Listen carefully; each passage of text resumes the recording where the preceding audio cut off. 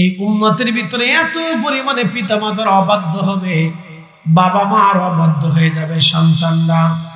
বাংলাদেশের যদি দিকে তাকান, 100% ছেলে মেয়ের ভিতরে 50% ছেলে মেয়েরা বাবা মার হক আদায় করে না, বাবা মার হক আদায় করে না।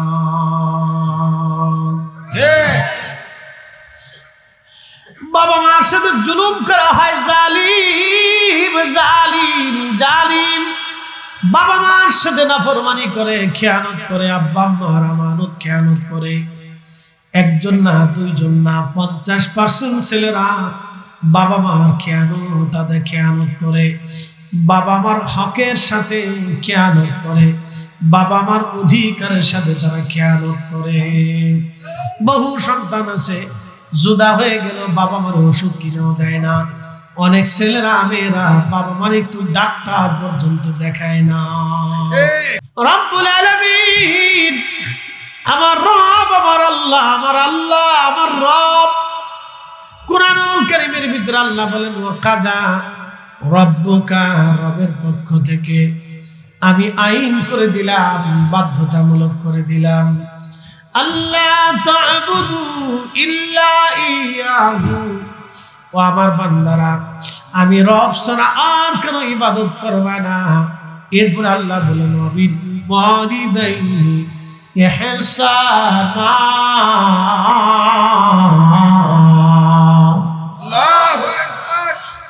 আমি আল্লাহ ছাড়া আর কোনো ইবাদত হবে না। বান্দারে, আমি আল্লাহর পরে দুনিয়াতে তুমি যাকে শ্রদ্ধা করবা, সম্মান করবা, ভালোবাসবা এবং যার সাথে তুমি ইহসান করবা, তিনি তোমার মা, তিনি তোমার বাবা, তিনি তোমার বাবা, তিনি তোমার মা। তোমার জীবনের সমস্ত দয়া দিয়ে, ভালোবাসা দিয়ে, সব ত্যাগ তিতিক্ষাকে উপেক্ষা করে তুমি তোমার বাবা মার খেদমত করবা। আমি আল্লাহর পক্ষ থেকে আইন করে দিলাম। আল্লাহর নবী বলেন, আমার উম্মত তোমরা শুনে নাও, যে বাবা মা পেল কিন্তু বাবা মার খেদমত করে, বাবা মা পেল কিন্তু বাবা মার খেদমত করে জান্নাত কিনে নিতে পারলো না, সে ধ্বংস হয়ে যাক।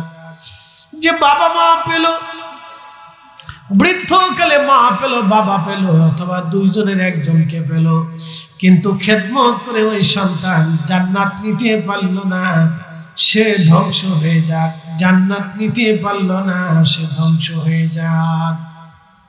ইস, মক্কার ইমাম হলো জান্নাত হবে না। যদি আব্বা আম্মা মামলা করে বসে, পৃথিবীর বড় আলেম হলো জান্নাত হবে না যদি বাবা মা মামলা করে বসে। বাইরে ভাই, বাবা মা মামলা করলে দুনিয়ার কোনো আলেম আল্লাহর ওলি হতে পারে না। আল্লাহর ওলি হতে হলে বাবা মার হক একেবারে মুক্ত হওয়া লাগবে, নতুবা ওলি হওয়া যায় না। বাবা মা যদি খুশি হয় তাহলে ওলি হতে পারবে। বাবা মা যদি খুশি না হয়, পৃথিবীর সমস্ত বড় বিদ্বান হলে ওলি হতে পারবে না। দরবারে মোস্তফাতে তার নাম লেখা হবে না। মনে রাখবেন, ডিগ্রি হলে ওলি হওয়া যায় না। এদেশের বড় মাদ্রাসার ভাইস প্রিন্সিপাল, প্রিন্সিপাল মুহাদ্দিস ওলি হয়ে গেছে, তা কিন্তু না। বড় মুহাদ্দিস হলে ওলি হয় না, বড় আলেম হলে ওলি হয় না। একজন রিকশাওয়ালাও ওলি হতে পারে, একজন সাধারণ দিনমজুর ওলি হতে পারে, ওলি হতে পারে। রব্বুল আলামিন বলেন, ইন্না আকরামাকুম ইনদাল্লাহি আতকাকুম। আমার বান্দারা যার অন্তরে আমি রবের ভয় বেশি, আমার বান্দারা তোমরা শুনে নাও, যার অন্তরে আমি রবের ভয় বেশি, কিয়ামতের ময়দানে আমি রবের দরবারে তার মূল্য বেশি।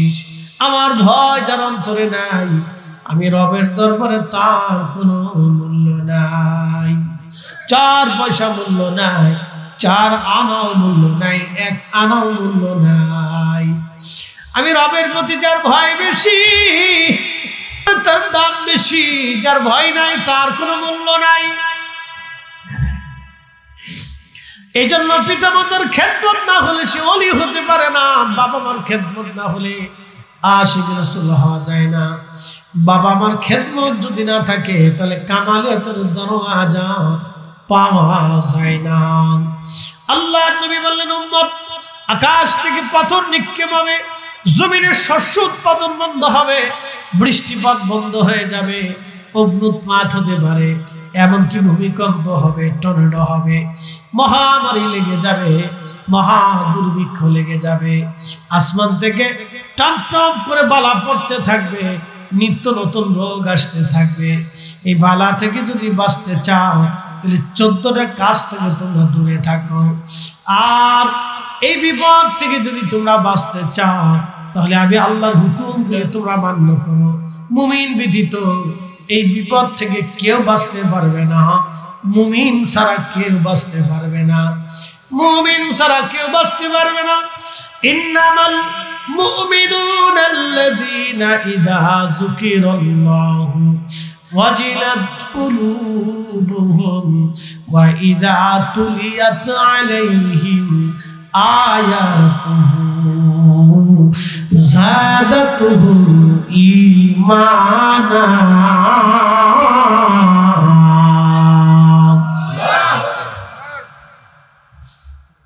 খমনাবাসী মুমিন যাদের অন্তরে আল্লাহর শরণ আসার সাথে সাথে অন্তরগুলি আল্লাহর ভয়ে থরথর করে কাঁপে।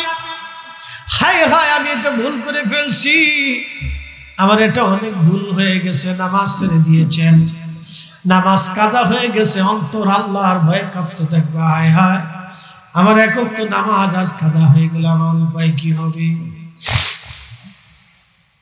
অন্তর আল্লাহর ভয়ে যার কাঁপতে থাকে, খোদার শরণে সে মুমিন, সে মুমিন। মুমিন মুমিন মুমিন ব্যতীত এই বিপদ থেকে কেউ বাঁচতে পারবে না। মুমিন ছাড়া এই মহা ঘোর অন্ধকার বিপদ থেকে কেউ বাঁচতে পারবে না। যে বাবা মা পাইলো, খেদমত করে জান্নাত দিতে পারলো না, সে ধ্বংস হয়ে যায়। সাহাবী দাঁড়ায় বলেন, ইয়া রাসূলুল্লাহ, আব্বা আম্মা পেয়েছিলাম কিন্তু বাবা মার খেদমত তো পরিপূর্ণ হয় নাই, বাবা মা কবরে চলে গেছে, বাবা মার হক কি এখন আমার প্রতি আছে? নবীজি বললেন, হ্যাঁ আমার উম্মত, বাবা মা যদি কবরে চলে যায় 3টা হক বাবা মার থেকে যায়। 1 নম্বর, অধিক পরিমাণে সন্তান বাবা মার জন্য দোয়া করবে, রাব্বির রাহমহুমা কামা রাব্বায়ানি সগীরা। একসাথে বলেন, রাব্বির রাহমহুমা কামা রাব্বায়ানি সগীরা। এখন আমাদের দেশে যারা দোয়া বন্ধ করার জন্য উঠে পড়ে লাগছে, তাদের খবর কি? হ্যাঁ, যারা দোয়া বন্ধ করার জন্য উঠে পড়ে লাগছে তাদের খবর কি, উপায় কি? তাহলে বোঝা গেল বাবা মা মরে যাওয়ার পরও সে সেই মতো হক আদায় করতে পারে নাই। কি কথা বলেন না? হক আদায় করতে পারে নাই, হক আদায় করতে পারে নাই, পারে নাই, পারে নাই। এই জন্য বেশি বেশি করে বাবা মার হক আদায় যদি করতে হয়, দোয়া দোয়া 1 নম্বরে দোয়া। 2 নম্বরে বাবা মার আত্মীয় স্বজন যদি থাকে তাদের সাথে সুসম্পর্ক। 3 নম্বর, আব্বা আম্মা যদি কোনো ওসিয়ত করে যায় তাহলে সেটাও রক্ষা করতে হবে। 3 নম্বর, বাবা মা যদি কোনো ওসিয়ত করে যায় তাহলে সেটাও রক্ষা করতে হবে। ভাই আমার, খুব মনোযোগ দিয়ে কথাগুলি শুনে যাবেন। বন্ধু আমার, এই জন্য অধিক পরিমাণে দোয়া, অধিক পরিমাণে দোয়া। দোয়ার একটা মাধ্যমের নাম হলো সাদকায়ে জারিয়া। সাদকায়ে জারিয়া হলো আল্লাহর ঘর মসজিদের মধ্যে যদি আপনি 10টা টাকা দেন, মসজিদে যদি একটা টাইলস আপনি কিনে দেন, একটা বস্তা সিমেন্ট যদি লাগায় দেন, 1000 ইট যদি দিয়ে মসজিদ বানাইতে যদি সাহায্য করে, ওই মসজিদে দেওয়ার সময় যদি বলেন, আল্লাহ আমি 10,000 টাকা মার নামে দিয়ে গেলাম, তাহলে আপনার মা কবর থেকে ওই মসজিদে যতদিন আজান হবে আপনার মা কবর থেকে নেকি পেতে থাকবে। যতদিন মসজিদে নামাজ হবে ততদিন আপনার মা কবর থেকে নেকি পেতে থাকবে। যতদিন মসজিদে একামত হবে, জিকির হবে, কোরআন খতম হবে, আপনার বাবা মা ওই কবর থেকে ততদিন নেকি পেতে থাকবে। কারণ আপনি আল্লাহর ঘর নির্মাণ করার জন্য 10,000 টাকা বাবা মার নামে রেখে দিয়ে গিয়েছিলেন। আব্বা আম্মার নামে রেখে দেওয়ার কারণে যতদিন মসজিদ আর নামাজ হবে, ইবাদত হবে, সমস্ত নেকিগুলি বাবা মার কবরে পৌঁছাবে। আর আল্লাহর নবী বলেন এই কারণে কিয়ামতের ময়দানে আমার রব আমার আল্লাহ আওয়ালাদিন সলিহিন ইয়াদউ লাহু, নেক সন্তানরা যখন দোয়া করবে, এই কারণে আল্লাহ কিয়ামতের ময়দানে ওই সন্তানটাকে বাবা আমার বাধ্য সন্তান হিসেবে আমার আল্লাহ লিখে দেবে। একবার জোরে জোরে বলা যাবে কে মারহাবা, চিৎকার করে বলেন আল্লাহু আকবার। জাবাল আবু সিলা, খন্দকের পাহাড়ের পিছনে একটা পাহাড় আছে জাবাল আবু সিলা। এই পাহাড়ের ভিতরে একটা ছোট্ট গুহা আছে। আরবে সব পাহাড়ে গুহা পাবেন না, কারণ পাহাড়গুলি পাথর দিয়ে বানানো, যার কারণে সব পাহাড়ে গুহা হয় না আরবে। এই জাবাল আবু সিলাতে একটা ছোট্ট গুহা আছে। একজন মানুষ এই গুহার ভিতরে বসতে পারে এই পাহাড়টা দেখার জন্য, গুহাটা দেখার জন্য। আমি এবং বিশ্বনাথ আলিয়ার প্রিন্সিপাল মহোদয়, ফেন্সুগঞ্জ আলিয়ার ভাইস প্রিন্সিপাল মহোদয়, ওনাদের সাথে একসাথে গেলাম এই গুহা দেখার জন্য। তিনজনে গেলাম, আরেকজন সিলেটের হাজী সাহেব ছিলেন। আমরা তিনজন একসাথে এখানে মিলাদ পড়লাম, দোয়া করলাম, কান্নাকাটি করলাম। এই সেই গুহা, যে গুহাতে 3 দিন 3 রাত সিজদায় পড়ে আল্লাহর নবী কেঁদে কেঁদে আল্লাহকে খুশি করে বলেছিলেন, ইয়া রব হাবলি উম্মতি, আল্লাহ আমার উম্মত অপরাধ, আমার উম্মত গুনাহগার। সিজদায় পড়ে নবী দোয়া করলেন, আল্লাহ ওয়াদা করেন আপনি আমার উম্মতকে ধ্বংস করবেন না। কওমে লূত আপনি ধ্বংস করে দিয়েছেন, কওমে নূহ নবীর জাতিকে আপনি ধ্বংস করে দিয়েছেন। আল্লাহ সালেহ আলাইহিস সালামের কওমকে ধ্বংস করছেন, হযরত সামূদ আলাইহিস সালামের কওমকে আপনি ধ্বংস করে দিয়েছেন। বহু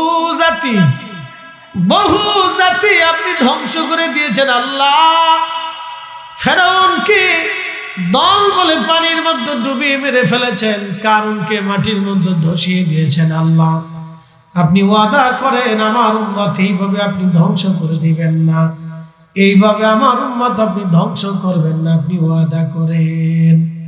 প্রথম নম্বর কারণ নবী বললেন, রাষ্ট্রের সম্পদগুলি, রাষ্ট্রের অধিপতি যারা থাকবে, কর্মচারী কর্মকর্তা, রাষ্ট্রের দায়িত্বে প্রাপ্ত ব্যক্তি যারা থাকবে, রাষ্ট্রের সম্পদগুলি তারা কুরে করে চিরে চিরে খেয়ে দিয়ে ভাগযোগ করে নিয়ে যাবে।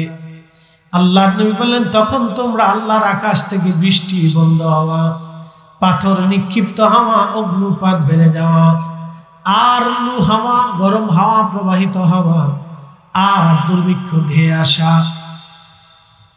এমনকি ভূমিকম্পের জন্য তোমরা প্রস্তুত থাকো, মহামারী টর্নেডোর জন্য তোমরা প্রস্তুত থাকো।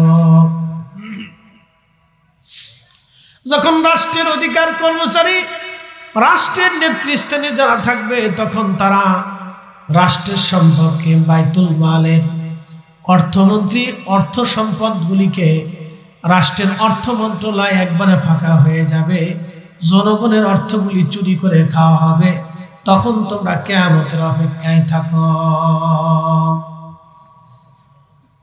2 নম্বরে নবীজি বলেন, আমার উম্মত আমানতের খেয়ানত হবে, এত পরিমাণে আমানতের খেয়ানত হবে, এত পরিমাণে আমানত নষ্ট হবে।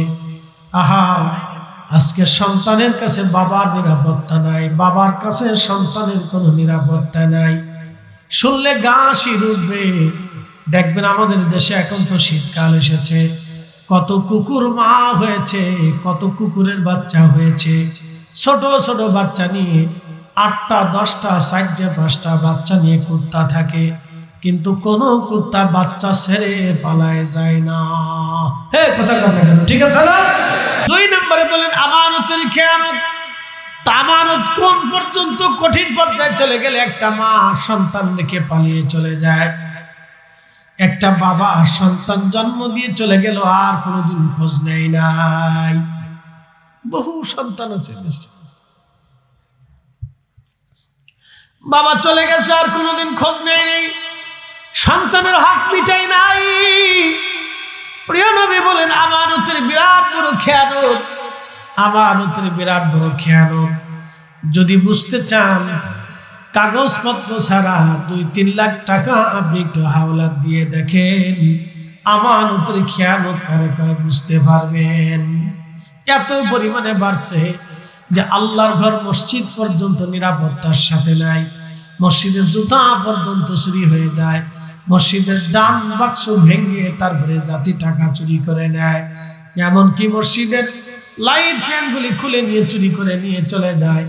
এই কারণে আল্লাহ রাসূল বলেন, তোমরা গজবের জন্য অপেক্ষা করো। তসবিহ দানা যেমনি ছিঁড়ে গেলে একটার পর একটা ছিঁড়ে ছিঁড়ে টপ টপ করে পড়তে থাকে, তোমরা আল্লাহর আসমান থেকে বালার অপেক্ষা করো। তোমরা দিশেহারা হয়ে যাবা, পাগল পারা হয়ে যাবা। 3 নম্বরে নবীজি বলেন, আমার উম্মতরে মুনাফিকের আলামত 3টা। কোথায় কোথায় মিথ্যা বলে, আমানত রাখলে খেয়ানত করে, ওয়াদা করলে বরখেলাপ করে। আবার শুনে যান, মুনাফিকের আলামত নিদর্শন 3টা। কোথায় কোথায় মিথ্যা বলে, আমানত রাখলে খেয়ানত করে এবং ওয়াদা করলে বরখেলাপ করে। আল্লাহর নবী বলেন, তারা মুনাফিক, তারা মুনাফিক, তারা মুনাফিক। ইন্নাল মুনাফিকিনা ফিদ্দারুকিল আসফালি মিনান নার। নবী আমার বললেন, মুনাফিকদের জায়গা হবে জাহান্নামের একবারে নিকৃষ্টতম নিম্নতম জায়গায়, যেখানে কাফেররা পর্যন্ত জায়গা হবে না, সেই নিকৃষ্ট জায়গা হবে মুনাফিকদের স্থান। প্রিয় বন্ধু, আমি যে কথা বলছিলাম 3 নম্বর মুনাফিক, ওই মুনাফিক আল্লাহ বললেন, ওয়ালিল্লাহিল ইজ্জাতু ওয়া লিরাসূলিহি ওয়ালিল মুমিনিনা ওয়ালাকিন্নাল মুনাফিকিনা লা ইয়ালামুন।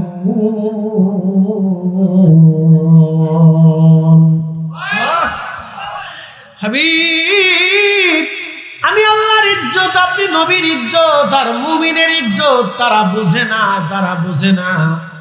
তারা কারা? মুনাফিকরা অনুধাবন করে না। যারা মুনাফিক তারা আমি আল্লাহর শানও বোঝে না, আপনি রসুলের শানও বোঝে না, আমার ওলিদের শানও তারা বোঝে না। এমন মুনাফিক বুঝি বাংলাদেশে নাই। তাহলে কথায় কথায় যারা মিথ্যা বলে ওরা মুনাফিক, আমানত রাখলে খেয়ানত করা মুনাফিক, ওয়াদা করলে যারা বরখেলাপ করে ওরা মুনাফিক। এই 3টা গুণ যদি কারোর মধ্যে পান তাহলে সে মুনাফিক। দাড়িওয়ালা হলো মুনাফিক, টুপিওয়ালা হলো মুনাফিক, জুব্বাওয়ালা হলো মুনাফিক, নামাজ পড়লো মুনাফিক, রোজাদার হলো মুনাফিক, হাজি হলো মুনাফিক। আসতে বলেন না, জোরে বলেন, আরো জোরে বলেন। হাজি হলো মুনাফিক। 3 গুণ যার মধ্যে থাকবে, 1 নম্বরে কথায় কথায় মিথ্যা বলবে, 2 নম্বরে আমানত রাখলে খেয়ানত করবে, 3 নম্বর ওয়াদা করলে বরখেলাপ করবে। যদি এই 3টা গুণ, এই 3টা বদ গুণ যদি কারো মধ্যে থাকে, টুপিওয়ালা হলো মুনাফিক, দাড়িওয়ালা হলো মুনাফিক, নামাজি হলো মুনাফিক, হাজি হলো মুনাফিক, রোজাদার হলো মুনাফিক, দান কর্মওয়ালা হলো মুনাফিক, সমাজসেবক হলো মুনাফিক, রাজনীতিবিদ হলো মুনাফিক। যারা আল্লাহ রসুলের ইজ্জতের চাদর ধরে টানাটানি করে, নবীজির শানকে যারা ছোটখাটো করে বলে, ওরা মুনাফিক। টুপিওয়ালা হলো মুনাফিক, দাড়িওয়ালা হলো মুনাফিক, মাদ্রাসায় পড়লেও মুনাফিক, মাদ্রাসায় পড়ালেও মুনাফিক, ইমাম সাহেব হলো মুনাফিক। কি কথা কেন? বক্তা হলো মুনাফিক। আমানতের খেয়ানত যারা করবে, আল্লাহর নবী বলেন প্রচুর পরিমাণে খেয়ানত বাড়বে, তখন তোমরা আল্লাহর গজবের অপেক্ষায় থাকো। তোমরা বলে, হুজুর ফরিদি সাহেব কেমন খেয়ানত? আমি বলে দিয়ে যাই, নবীর সম্মানের সাথে উম্মত খেয়ানত করবে। বলে, রসুলের সম্মানের সাথে উম্মত কিভাবে খেয়ানত করবে বলে দিয়ে যায়। যারা বলবে রসুল তাদের মতো মানুষ, তারা মূলত নবীর ইজ্জতের সাথে খেয়ানত করবে। কথা বলে, যারা বলে রসুলের আব্বা আম্মা কাফির, এইখানে মামলা খতম হয়ে যাবে। কোটি কোটি মানুষের বিরুদ্ধে কেরামান কাতিবিন সেই দিন আল্লাহকে বলবে, রাম আপনার মেহবুব সামনে দাঁড়ানো, ইয়া রাব্বুল আলামিন, এই উম্মত আপনার মেহবুবের আব্বা আম্মাকে কাফের বলতো। আল্লাহ, এই যে তার আমলনামা দেখেন, সে কাফের বলে আপনার নবীর আব্বা আম্মাকে অভিহিত করত, মুশরিক মনে করত, জাহান্নামী মনে করত। আচ্ছা বলেন তো সেই দিন আমার রাসূল মনে হয় খুশি হবে? না। ওই কম শুধু বলৎকার করত, সমকামী ছিল, সমকামী। পুরুষে পুরুষে তারা সমকাম করত, নারী নারী তারা সমকাম করত। এই সমকামিতার কারণে আমার রব আমার আল্লাহ কওমে লূত আলাইহিস সালামের উপরে গজব নাজিল করলেন। আমার রব ইব্রাহিম আপনার ভাতিজা লূত আলাইহিস সালাম আপনার কাছে ফিরে আসবে, আপনি অপেক্ষায় থাকেন, লূত আসবে। হুজুর আমি লূতের কওমের কাছে যাইতেছি দুঃখের সংবাদ দেওয়ার জন্য, আর ওই জাতিকে ধ্বংস করে দেওয়ার জন্য। আল্লাহ রাব্বুল আলামিন ওই জাতিকে ধ্বংস করলেন। সেই জাতির ধ্বংসাবশেষ এখনো আছে, যেই জায়গার নাম হচ্ছে বাহারে মায়েত, মরা সাগর। বুঝছেন? শুধু আল্লাহ আপনি সেজদায় পড়ে কেঁদেছিল, আল্লাহ আপনি ওয়াদা করেন আপনি আমার উম্মত ধ্বংস করবেন না। আল্লাহ শুধু ওই দোয়ার কারণে আমরা বেঁচে যাই। কথা ঠিক আছে কিনা? শুধু ওই নবীর দোয়ার কারণে বেঁচে যাই, শুধু ওই দোয়ার কারণে বেঁচে যাই। পৃথিবীর বাংলাদেশের কোন প্রতিষ্ঠান আছে আপনি দেখান তো, দেখান। শুধু ওই দোয়ার কারণে আল্লাহর আকাশ থেকে পাথর নিক্ষিপ্ত হয়, শুধু ওই দোয়ার কারণে আল্লাহর জমিনে দুর্ভিক্ষ হয় না, বৃষ্টি বন্ধ হয়ে যায়। বৃষ্টি বন্ধ হয়ে যাওয়ার কথা তো। ভাত এখনো খাচ্ছেন, কি করে খাবেন? বৃষ্টি এক বছরের দেশে বন্ধ হয়ে গেলে পরের বছরের দেশে দুর্ভিক্ষ আসবে। আপনি মেশিন দিয়ে পানি কুলাবেন তো পানি উঠাইতে হতে পারবেন, লেয়ার চলে যাবে 100 হাত নিচে, পানি উঠাবেন কেন? পানির লেয়ার চলে যাবে 100 হাত নিচে, আপনি পানি পাইলে না উঠাবেন। 1 বছর শুকিয়ে দেশে বৃষ্টিপাত বন্ধ হবে, 1 বছর মরুভূমি হয়ে যাবে দেশ। নদী শুকিয়ে ছোট নদীতে রূপান্তরিত হবে, পদ্মা নদীর ভিতরতে মানুষ হেঁটে যেতে পারে।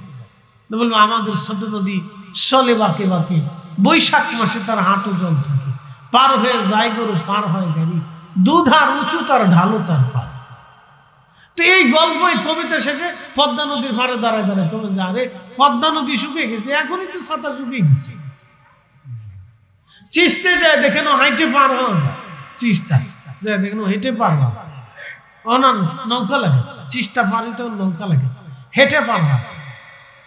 কালকে আমি দেখলাম ওই সেদিন হেলিকপ্টারে যাচ্ছি পাবনাতে মাহফিলে, তো হেলিকপ্টার থেকে সব দেখা যায়। যমুনার উপর দিয়ে যাচ্ছিলাম, দেখলাম চরের পর চর, চরের পর চর, পানি শুকিয়ে সৌসির হয়ে গেছে, শুধু চর আর চর, পানি নেই, নদী বেরিয়ে গেছে। তো এখন এই অবস্থা, বাকিটা কি হবে আল্লাহ।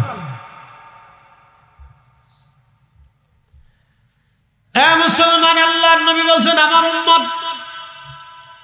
14টা কারণে আল্লাহর আকাশ থেকে পাথর নিক্ষিপ্ত হবে, ভূমিকম্প আসবে, টর্নেডো আসবে, দুর্ভিক্ষ আসবে, মহামারী আসবে।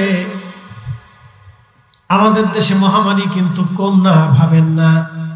কয়েকদিনের আগের প্রতিবেদনে দেখলাম প্রায় 3.5 কোটি মানুষ কিডনি রোগে আক্রান্ত আছে। 3.5 কোটি মানুষ কিডনি রোগে আক্রান্ত পরিসংখ্যানের ভিতরে পড়ে গেছে। ডায়াবেটিস কি পরিমাণ আছে আমাকে বলেন তো, বলে দেন। বাংলাদেশে কয়টা মানুষ সুস্থ আছে আমাকে বলেন। রোগ ছাড়া কোন মানুষটা আছে? দাদু আছে? রোগ ছাড়া কোন মানুষ। আপনি জাপানে চলে যান, 100 বছরে একটা মহিলা সাইকেল চালাচ্ছে। আপনি ইউরোপে চলে যান, 100 বছরের বৃদ্ধ মানুষ প্রত্যেক দিন সাইকেল চালায় ঘুরতেছে, জগিং করতেছে, হাঁটতেছে, ফ্রি মাইন্ডে চলতেছে, পত্রিকা পড়তেছে। জানো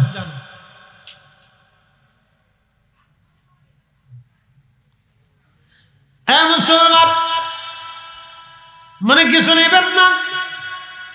হারাম শরীফের একজন ইমাম আব্দুর রহমান হুযাইফি 75 বছর বয়সে তিনি বিয়ে করেছেন। আবার একসাথে বলবেন মারহাবা। না হয় না, আপনি শরমের কিছু না তো, একজনে বলেন না আল্লাহু আকবার।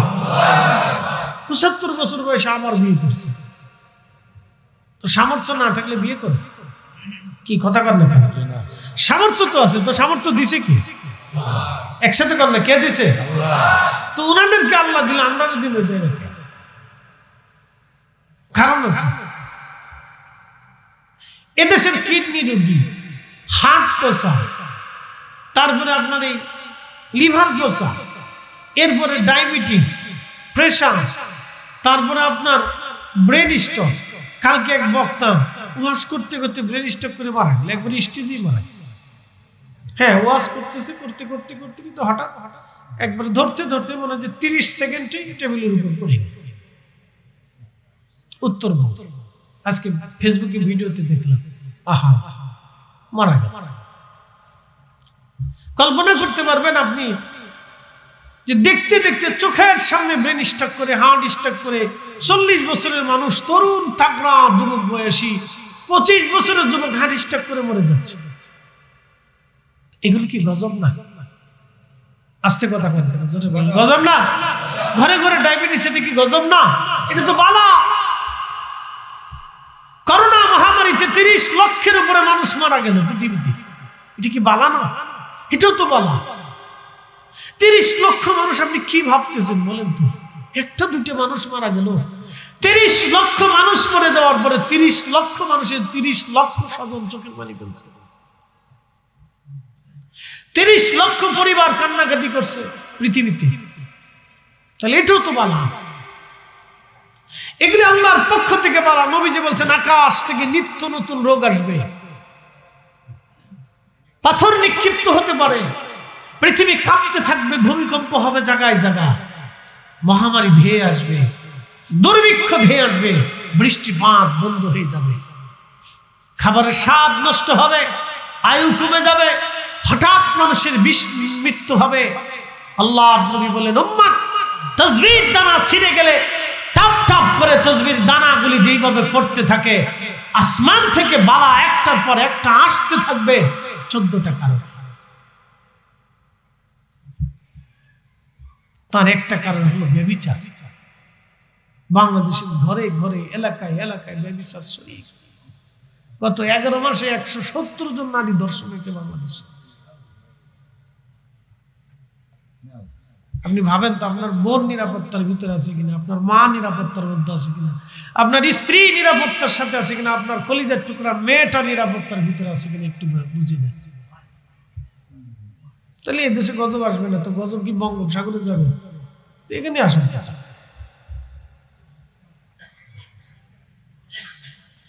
প্রিয় হাজিরিন, ভালো করে শুনে যাবে, কোন কুকুর তার বাচ্চা রেখে পালায় না, কিন্তু এদেশের নারীরা সন্তান রেখে অন্য পুরুষের হাত ধরে পালায় যায়। এই আসতে বলবেন না, জোরে বলেন। তোর জন্য গজব আসবে, ওর জন্য ভূমিকম্প আসবে। আমি বলিনি তো, আল্লাহ রাসূল বলেছেন। কুত্তা এই চিন্তা করে না, কুকুর এই চিন্তা করে না, শুধু নারী, পুরুষও চলে যায়। নারীর পেটে বাচ্চা দিয়ে, বাচ্চা রেখে পুরুষ সন্তান চলে যাচ্ছে, স্ত্রী তালাক দিল, খোঁজখবর নেই, বহু নেই। এতিমখানায় যান, যে জিজ্ঞেস করেন, বাপ কোনোদিনও খোঁজ নেই, কোনোদিনও বাপের খোঁজ নেন। এতিম মাদ্রাসা, এতিমখানাগুলিতে যে খোঁজ নেন, 1000 এতিমের ভিতরে 50% এর বাপের জীবনও খোঁজ নেই, জন্ম দিয়ে চলে গেছে। আর এক বেটি নিয়ে আনন্দ ফুর্তিতে আছে, এই বাচ্চার খোঁজও নেই। বলুন এই লোকটা কিয়ামতের ময়দানে কোন দিক নিয়ে দাঁড়াবে? কার সামনে দাঁড়াবে? কে তাকে পড়াবে? কে তার জন্য সুপারিশ করবে যে নিজের কলিজার টুকরা, নিজের অরুণের সন্তানের হক আদায় করে দেয়? বলুন, আপনি আমাকে বুঝাই দেন তো। কারে ওয়াজ শুনে বসে কি ওয়াজ করবো? মাঝে মধ্যে চিন্তা করছে কি ওয়াজ করলে এ জাতি বুঝবে, নিজেও বুঝবে। হাজার হাজার আছে, হাজার হাজারের নিচে, অথচ আমরা মুসলমান। আমরা আসলে শুধু নাম কস্তে মুসলমান ভাই, নীতিতে মুসলমান হতে পারি। কি কথা ঠিক আছে না ভাই? নীতির মুসলমান হতে পারি না, শুধু সুরতে মুসলমান হচ্ছে, শুধু সুরতে মুসলমান হচ্ছে, নীতির মুসলমান হতে পারি। শীতকাল লাড়াচাড়া দিয়ে যেমনি বসে আরামে বসে বসে গরম হয়ে গেছে, এটা লাড়াচাড়া দিলে ওনার কষ্ট যেমনি আছে এমনি। কথা কি খারাপ হয়েছে? আমি জনগণের ফেভারিট পক্ষে আছি, ভোট আমার দেন আর না, আমি আপনাদের পক্ষে আছি, অসুবিধা। আপনারা আপনারা ভোট দিতেন না জীবন, কারণ হুজুর মাল ছাড়তে পারে। কি কথা ঠিক আছে কিনা? হুজুর পয়সা দিতে পারে না, অত হুজুরে ভোট দিলাম, হুজুরদেরকে দেশে ভোট দিলাম। তো খুব মনোযোগ দেন, যে কথা বলছিলাম হাজির, এই 14টা কারণে 2টা কারণ 2 নম্বরে আসছে। 1 নম্বর হলো রাষ্ট্রের কর্মচারী কর্মকর্তা, রাষ্ট্রের অধিকৃত খলিফা, রাষ্ট্রের রাজা বাদশাহ আমির ওমরা মন্ত্রী পরিষদ যারা থাকবে, রাষ্ট্রের সম্পদ তারা ভাগ বটন করে নিয়ে নিজেদের মতো করে খাবে, জনগণের হক মিটাবে। তখনই তোমরা আল্লাহর আকাশ থেকে গজবের জন্য অপেক্ষা করো। তাসবিহ টানা ছিঁড়ে গেলে যেইভাবে পড়বে ওইভাবে একটার পর একটা বালা আসতে থাকবে, মানুষ দিশাহারা হয়ে যাবে, দিশেহারা হয়ে যাবে, পাগল পাড়া হয়ে যাবে, একটার পর একটা আসতে থাকবে, বা মানুষ পাগল পাড়া হয়ে যাবে। মুসলমান খুব মনোযোগ দেন। আলিল্লাহিল ইজ্জাতু ওয়া লিরাসূলিহি ওয়া লিল মুমিনিনা ওয়ালাকিন্নাল মুনাফিকিনা লা ইয়ালামুন।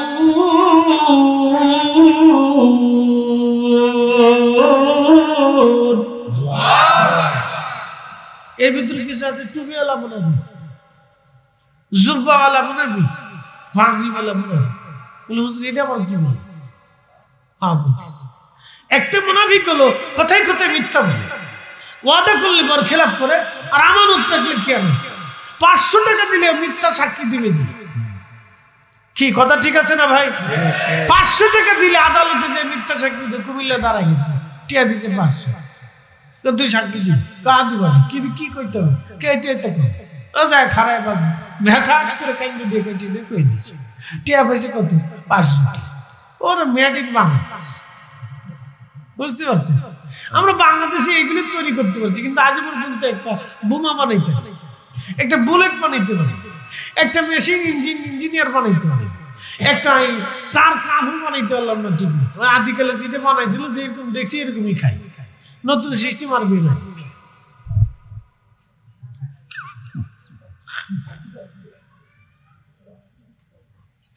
আগে যা ছিল ওই দিন নতুন সৃষ্টি বলা। আর চার দোকানে গেলে তো দেখবেন যে বাপরে বাপ কত পরিষ্কার, একবারে ক্লিন। পৃথিবীতে এত পরিষ্কার আর দোকান কোথাও নাই।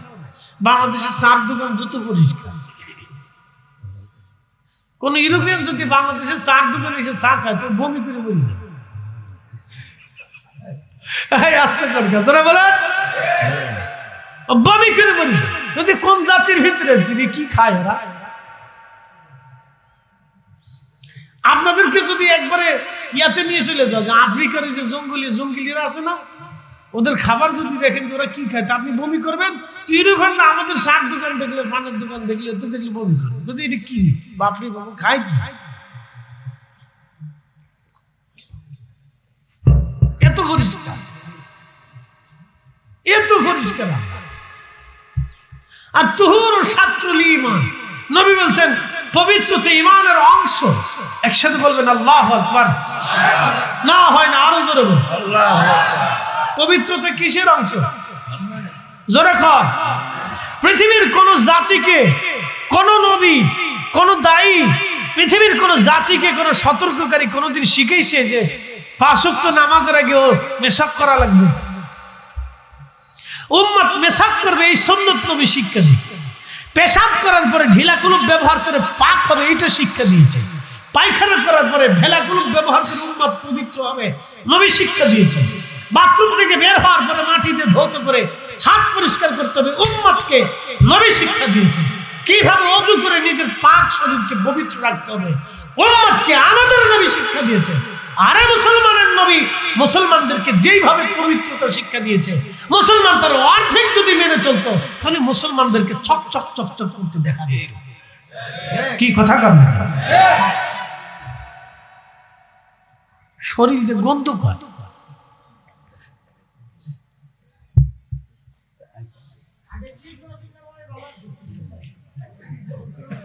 সব দোষ এখন টিস্যুর উপরে এসে পড়ছে, দাদা টিস্যুর উপরে খেপছে।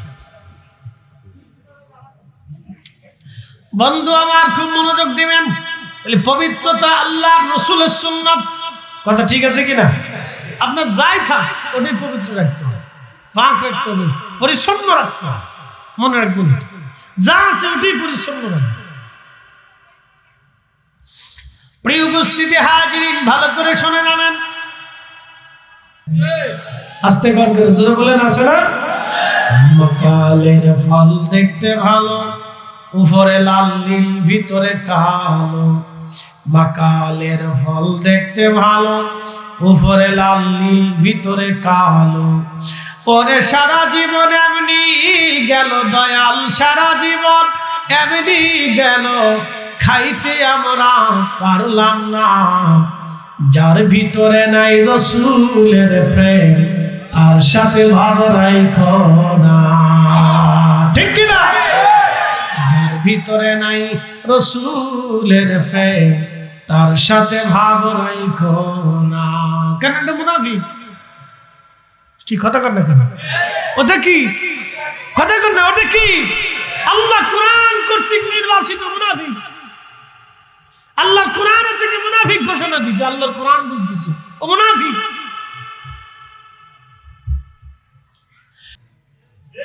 জোরে বলেন, জোরে বলেন, আমার কথায় না আল্লাহর কথায়? জোরে বলেন, আমার কথায় না আল্লাহর কথায়? আল্লাহর কথায়। আমার কথাই মুনাফিক না, আল্লাহর কথাই মুনাফিক। আর মুনাফিকদের জায়গা হবে জাহান্নামের নিকৃষ্ট জায়গা। ওরে বাপ রে বাপ, কি যে বাটাম চালানো হবে, কি যে শাস্তি হবে, 14 পুরুষও কোনোদিন দেখি মাইকটা কি পরিমাণ হবে। জাহান্নামের নিম্নতম নিকৃষ্ট জায়গায় তার স্থান হবে এ মুনাফিক।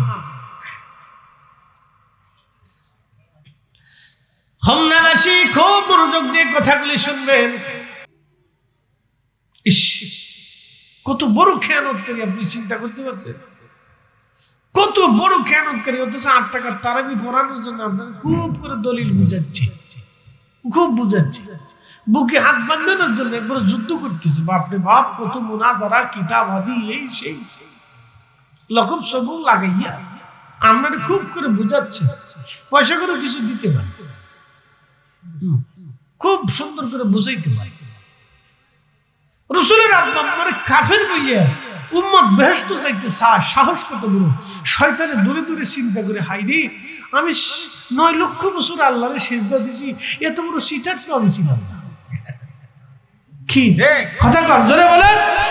শয়তানে চিন্তা করে, আমি তো এত বড় সিটার ছিলাম না রে কোনোদিন, আমি তো ঘরে সিটার হইছি, কিন্তু 9 লক্ষ বছর ধরে যে আল্লাহরে সিজদা দিছি, তখন আমি সিটারই করি।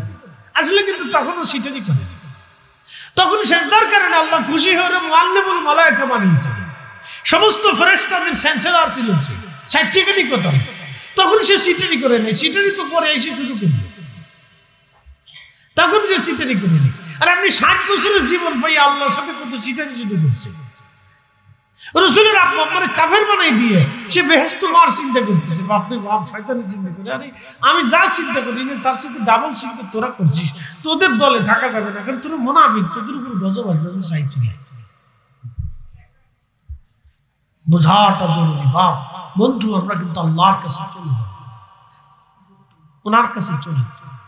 যিনি এখানে পাঠিয়েছেন তিনি আবার নিয়ে চলে যাবেন, যিনি পাঠিয়েছেন তিনি নিয়ে চলে যাবেন, যার কাছ থেকে এসেছি তার কাছে চলে যাবে। তিনি হাসরের ময়দানে মালিক ইয়াউমিদ্দিন, তিনি আদালত পেশ করবেন, মহা বিচারপতি তিনি, বিচারের কাঠ গড়া দাঁড়িয়ে যাবে। সেই দিন কেউ নেই, উকিল মুক্তার কিচ্ছু হবে না, হিসাব করবেন কিরামান কাতিবিন ইয়ালামুনা মা তাফআলুন। যা জীবনে করেছেন সেই দিন কিরামান কাতিবিন পেশ করবে, পরিষ্কার দেখা যাবে কি বলেছেন, কি করেছিলেন। রাসূল আরবি সেই দিন আপনার সামনে দাঁড়িয়ে থাকবে, কিরামান কাতিবিন বলে, ইয়া রাব্বি, আপনার এই উম্মত, আপনার এই মেহবুবের আব্বা আম্মাকে কাফের বলতো, শেষ, মামলা খালাস। আপনার 14 পুরুষ কেন? যদি পৃথিবীর 100 পুরুষও থেকে থাকে তো আপনাকে নাজাত দেওয়ার মতো কেউ নাই। মামলা খতম এখানে। যেমনি বলতেছেন মনে ভয়ে ভয়ে বলতেছেন, ওয়াজ তো আমি করতেছি, লক্ষ লক্ষ মানুষ তো ওয়াজ আমার শুনবে, 2-1 জনে শুনে না। আমার 4-10টা চ্যানেল আছে, দেখেন আমার নিজের না, বেটারা চালায়, ঘুরে দেখেন যে কি পরিমাণে ভিউজ আছে। ঢুকে দেখেন, একদিন একটু ঢুকে আমার নাম সার্চ দিয়ে ঢুকে দেখেন যে কি পরিমাণে ফলোয়ার্স আর ভিউজ আছে। দেখেন কি পরিমাণ মানুষ আমার ওয়াজ শুনে, বসে বসে খারাপ ওয়াজ শুনে। বেশি ওয়াজ শুনি ইন্ডিয়া, বাপরে বাপ। আমি গত বছর ইন্ডিয়া যাই দেখি লাখে লাখে মানুষ, সর্বনাশ কোত্থেকে আছে হুজুর আপনার ওয়াজ শুনে।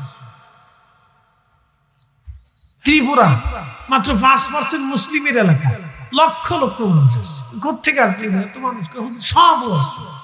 বললাম যে তাহলে বাংলাদেশ থেকে তো আমার ইন্ডিয়ায় চলে আসে ভালো, এই দেশে এসে ওয়াজ করে কি ভালো। খুব মনোযোগ দিবেন। রাসূল কারীমের আব্বা আম্মাকে যারা কাফের বলে ও মুনাফিক, আস্তে করে না, জোরে বলেন না, সাক্ষ্য দিয়ে ইবাদত, জোরে বলেন। নবীর আব্বা আম্মাকে যারা কাফের বলে ও মুনাফিক, ও টুপি মাথায় থাকলো মুনাফিক, মদিনা ভার্সিটিতে পড়লো মুনাফিক, মক্কা ইউনিভার্সিটিতে পড়লো মুনাফিক, আজহার বিশ্ববিদ্যালয়ে পড়লো মুনাফিক, দেওবন্দে পড়লো মুনাফিক, বেরেলিতে পড়লো মুনাফিক, ঢাকা আলিয়াতে পড়লো মুনাফিক, দারুন নাজাতে পড়লো মুনাফিক। আপনার পীর হলো মুনাফিক, আপনার বাপ হলো মুনাফিক, আপনার সন্তান হলো মুনাফিক। হিসাব সব হিসাব একদম। এই নেফাকি থেকে আপনাকে বাঁচতে হবে। বাঁচার উপায় কি? বাঁচার উপায় একটা, আকাইদা আহলে সুন্নাহ ওয়াল জামাত। এর বাহিরে যদি চলে যান তাহলে আপনি মারা যাবেন। আপনি যেই দল করেন সেটা আপনার করেন, আপনার ইচ্ছা। রাজনীতি সেটা আপনার ব্যক্তিগত বিষয়, কিন্তু আকাইদে আহলে সুন্নাত ওয়াল জামাতের বাহিরে যদি চলে যান তাহলে মরা ছাড়া আর কোনো রাস্তা নেই। মনে রেখে, এটা কোনো রাজনৈতিক দল না, এটা হলো ইমানের জামাত, সাহাবীদের জামাত, ওলিদের জামাত, খাজা বাবা আজমিরির জামাত, চিশতির জামাত, কাদেরিয়ার জামাত, নকশবন্দিয়ার জামাত, মুজাদ্দিদের জামাত, সোহরাওয়ার্দীর জামাত, হানাফির জামাত, শাফির জামাত, হাম্বলির জামাত, মালিকের জামাত। কথা বললে কেন? ঠিক না?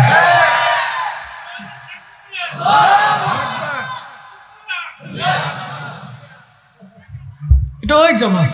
আল্লাহ আমাদেরকে সেই জামাতে কবুল করুক, সকলে বলেন আমিন।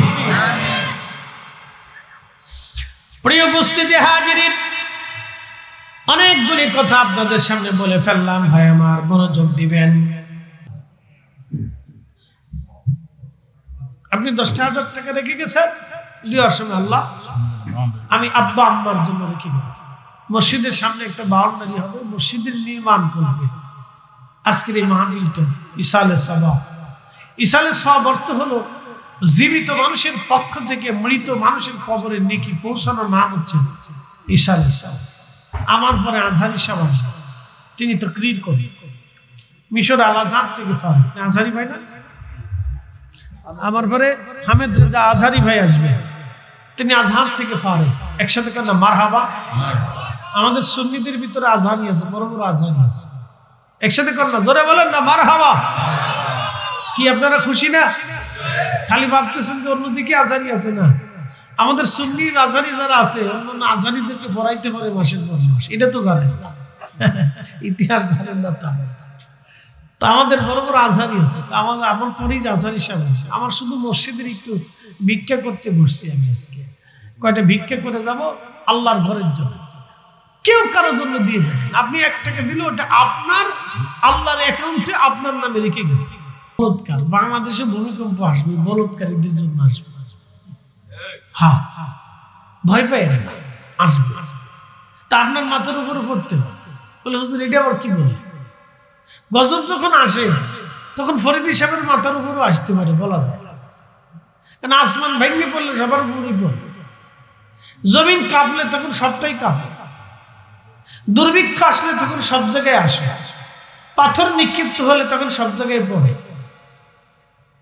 পৃথিবীতে আগুন লাগলে তো দুনিয়ার সব জায়গায় তো আগুন লেগে যাবে, তখন বন জঙ্গলের কত নিরীহ প্রাণী মারা যায়। জঙ্গলের ভিতরে যখন আগুন লাগে তখন কিন্তু অনেক নিরীহ প্রাণী মারা যায়। আল্লাহ যখন রাগ করে তখন একসাথে মেরে দেয়, ধুর যা, তোরা কেউ আমার কথা শুনিস যা।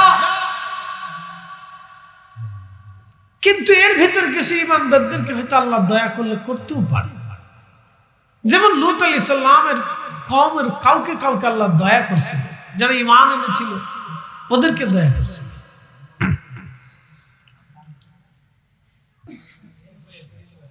জর্দানে এখনো সেই বাহারি মায়াত আছে, এটার নাম মরা সাগর। মরা সাগর এখনো আছে। তো আল্লাহ এই জাতিকে ধ্বংস করলেন, কারণ কি? একটা অপরাধ করতো ওরা, সমকামী ছিল।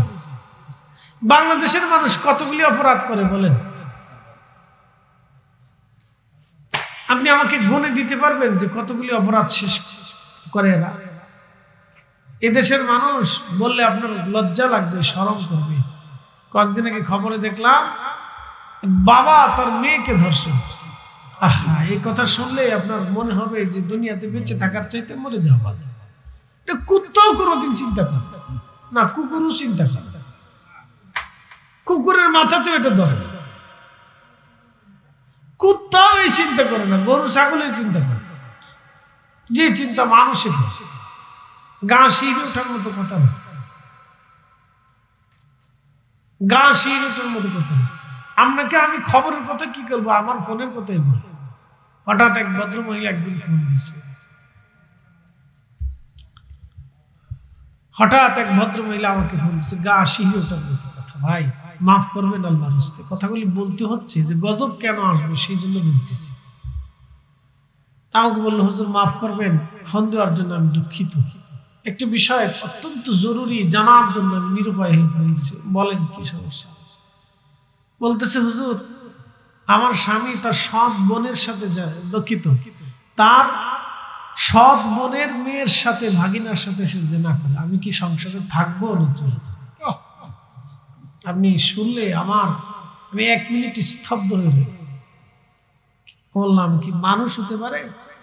হুজুর এখন আমি কি তার জন্য হালাল আছি, থাকবো না চলে যাবো? শুধু এতটুকু জানার জন্য ফোন দিচ্ছি।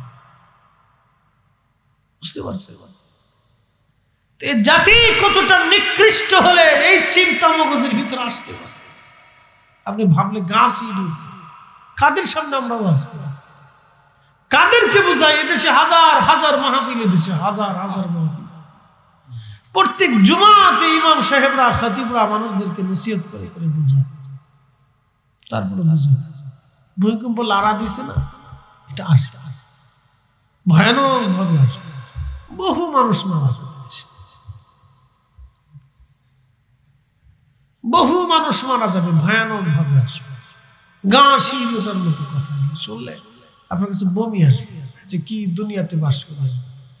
আজ্ঞানে জাহিলিয়াতকে ফেল করে দিয়েছে। জাহিলিয়াতের গল্প শুনছেন না, ওটা ফেল হয়ে গেছে। শুধু পাথর আসে না কেন জানেন? আল্লাহ নবী জাবাল আবু সিলাতে যদি কোনোদিন যান, মদিনাতে ঠিকানা বলে দিই,